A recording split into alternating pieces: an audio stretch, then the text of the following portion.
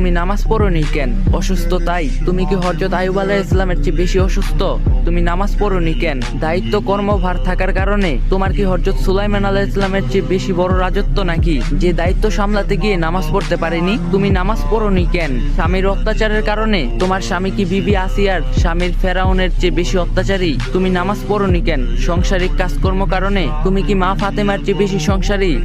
নামাজ না পড়ার জন্য আল্লাহর কাছে কোনো অজুহাত চলবে না। সমুদ্রে হাবুডুবু খেলেও তখন ওয়াক্ত হলে নামাজ আদায় করতে হবে, কারণ প্রতিটা শ্বাস প্রশ্বাসের জন্য আমরা আল্লাহর কাছে ঋণী। বিনা কারণে এক ওয়াক্ত নামাজ কাজা করলে লক্ষ লক্ষ বছর জাহান্নামের আগুনে জ্বলতে হবে। সেক্ষেত্রে এক ওয়াক্ত নামাজ না পড়লে কি শাস্তি হতে পারে একবার ভাবো। দুনিয়ার আগুনের চেয়ে 70 গুণ জাহান্নামের আগুনের থেকে যদি বাঁচতে চাও, নামাজ কখনো অবহেলা করো না। আল্লাহ তাআলা আমাদের সবাইকে নিয়মিত 5 ওয়াক্ত নামাজ পড়ার তৌফিক দান করুক, আমিন। যদি ভিডিওটা ভালো লাগে একটা লাইক দেওয়া যাবেন আর কপি লিংক আর শেয়ার করে দিবেন।